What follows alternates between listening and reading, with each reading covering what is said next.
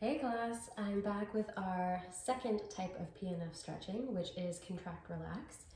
So Teddy has been back to the gym and has been doing a lot of work on the ball and notices that his hamstrings are feeling quite tight. So he would like to address some of that tightness so that he feels that he has a bit better range in his exercises at the gym.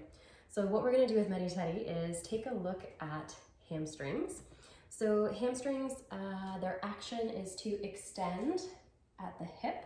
So here I can show with Teddy. Extend at the hip as well as flex at the knee, and membranosus, tendinosus are going to do a little bit of rotation at the femur as well.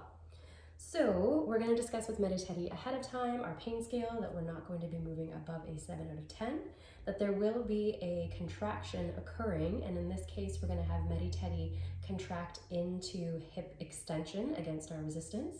There might be a little bit of movement here. Now you need to keep in mind the size of your client versus the size of yourself.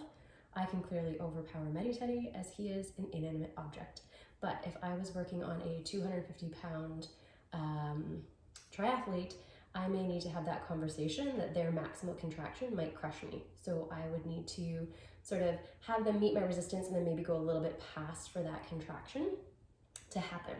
So with Teddy, what we're going to do is bring Teddy into a passive stretch of the hamstring. So in order to do that, I'm coming into hip flexion and I'm going to resist against this. I want to make sure I maintain eye contact with Teddy, and then I'm also supporting at the knee. So if Teddy was a larger human, I might support at that knee joint to try and prevent a whole lot of bend happening at the knee. So ask their client to try and keep their leg as straight as they can comfortably without hyperextension.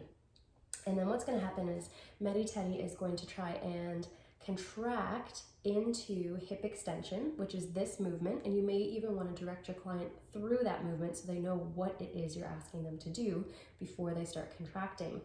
And then against that contraction, Teddy's contracting, we're going to do it for a count of 10, and I'm going to be resisting and maybe allowing a little bit of movement to happen at that joint. It's because it's not isometric. It is an actual contraction that we're trying to do. And at the end of that 10 seconds, I'm going to ask Teddy to slowly relax that muscle group, and then we're going to bring Teddy a little deeper into that passive stretch. It's not a huge range of movement that muscle is going to contract into, so do keep that in mind. Again, this technique would be good if your client wasn't experiencing a whole lot of pain in that particular area, more tightness, and wanted to improve their range of motion. So once we've done this technique, we could repeat this a couple of times.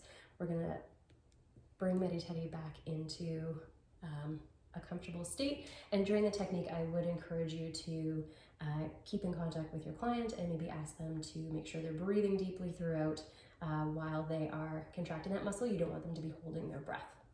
Okay, I'll be back with the next video where we discuss PNF agonists.